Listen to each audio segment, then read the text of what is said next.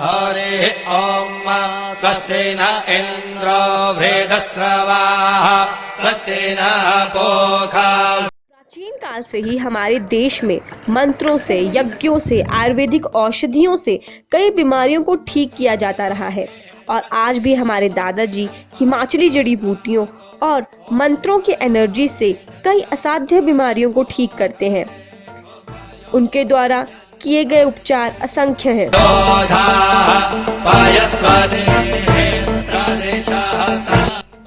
किन किन बीमारियों का इलाज करते हैं?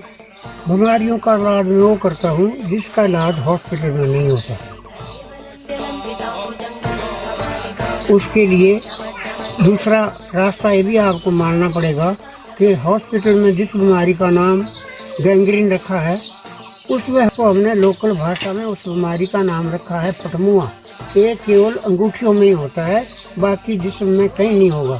आपके हाथ में अंगूठियों में ये बीमारी होगी और फटमुआ शब्द से इस बीमारी की व्याख्या करते हैं या नाम दिया होता है।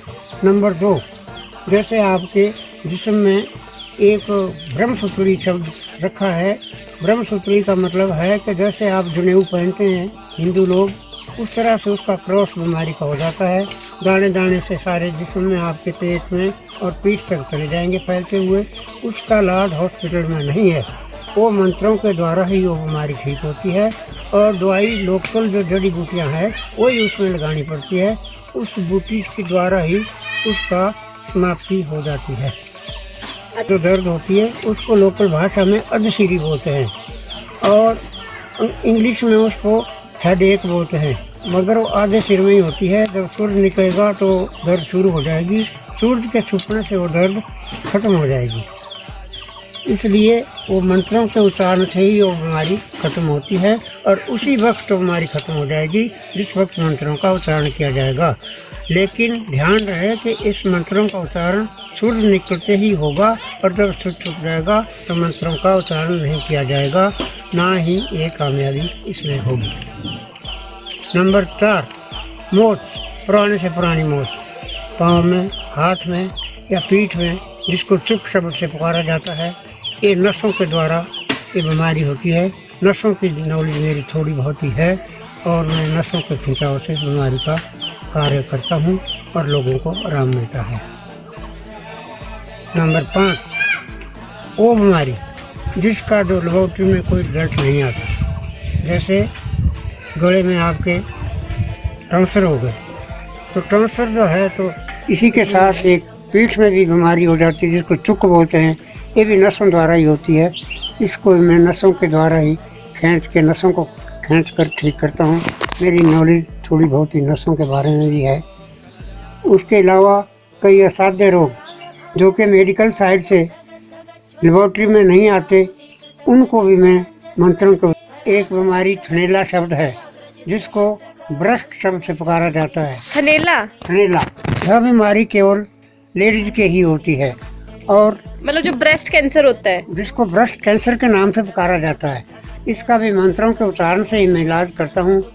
और उस भगवान के भरोसे से लोग आते हैं और वो मंत्रों के उच्चारण से ठीक होते हैं। कुछ जड़ी बूटियाँ मैं लगाने के लिए देता हूँ, लोग ठीक हो जाते हैं और अपने भगवान को भी याद करते हैं, मुझे भी तारीफ करते हैं मेरी भी कि आपने मुझे ठीक किया।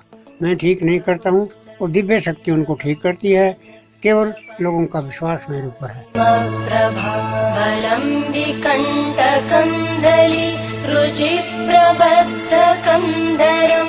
दादाजी से बीमारियों के बारे में जानकारी लेने के बाद हमने जानना चाहा कि वो कौन कौन से मंत्र और कौन कौन सी जड़ी बूटियों को इस्तेमाल करते हैं। दादाजी ने कहा कि मंत्र तो वो केवल सिद्धि के बाद ही किसी को बता सकते हैं या उसको पाने के लिए सिद्धि करना ज़रूरी है, लेकिन उन्होंने हिमाचली जड़ी बूटियों की थोड़ी बहुत जानकारी हमें दी। इसका 2 चम्मच जैतून के तेल के और इसमें नींबू का रस डालकर आपको बीमारी से छुटकारा मिल सकता है। तेल यह जो है पैरालाइज की बीमारी के लिए, पक्षाघात जिसको बोलते हैं, आदमी का कोई भी जिस्म ब्लड के सर्कुलेशन से रुक जाता है और इस बीमारी के तेल की भी मालिश की जाती है और सरसों के तेल की भी मालिश की जाती है, जो कि नसों की कोई भी परेशानी हो तो उनसे वो मालिश द्वारा दूर होती है। उसके बाद ये बूटी है जिसको बड़ा शब्द कहते हैं। यह भी वायु के बकार से जो बीमारियां होती है, जैसे विषाणु शब्द मैंने पहले कहा था, इसके मंत्रों द्वारा इसको इस्तेमाल करते हैं। इसके पत्तों का मंत्र करके उस बीमारी की समाप्ति की जाती है।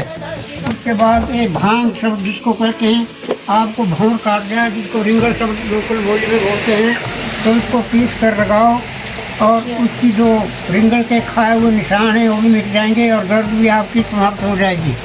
ये है बना शब्द जिसको बोलते हैं, ये भी एक बूटी है। इसके पत्ते भी वायु के बुखार से जो बीमारी होती है वो बीमारी खत्म हो जाती है। अगर कहीं जॉइंट में पेन हो तो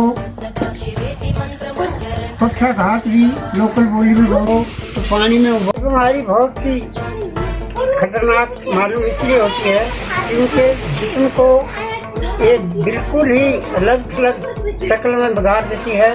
वाइट सफेद निशान जहाँ जिस्म जो कि मैं इस्तेमाल करता हूँ, वो जड़ी बूटियों के नाम जैसे गांव की बोली में ठेगड़ा बोलते हैं हम, उसका छिलक, भावची और 2-3 चीज़ों का मिश्रण इकट्ठा करने से ये इस्तेमाल करो।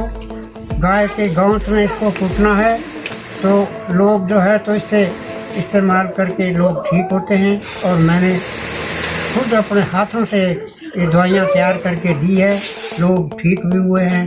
केवल बात है विश्वास।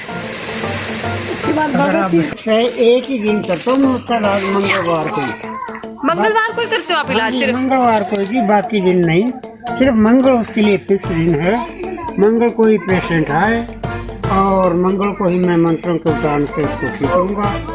बाकी नसों के बारे में मैंने बताया आपको, नसों की भी कोई परेशानी हो, पीठ की, पेट की, सिर की, मालिश वगैरह करते हो? हाँ, मालिश से करता हूँ। अच्छा, फिर मालिश के लिए भी कोई एक डे, स्पेसिफिक डे? नहीं, मालिश के लिए कोई नहीं, सिर्फ मोर्चे के लिए करने से सब खत्म हो जाएगा। अच्छा, कोई दवाई लगाओगे या फिर वो भी मंत्रों की एनर्जी से? मंत्रों के उच्चारण से ही होगा जी। हाँ जी, मंत्र ही करूँगा, बाकी कुछ नहीं, दवाई कुछ नहीं लगाऊंगा।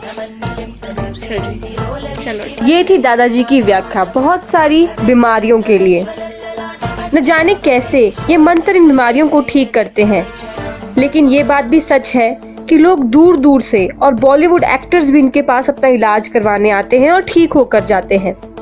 हम आपको इसी सवाल के साथ छोड़कर जाते हैं कि क्या मंत्रों में और हिमाचली जड़ी बूटियों में इतनी ताकत है कि वो असाध्य बीमारियों को ठीक कर सके? सवाल का जवाब सोचते रहिए। आपसे मिलते हैं अपनी अगली वीडियो में, तब तक के लिए बाय बाय।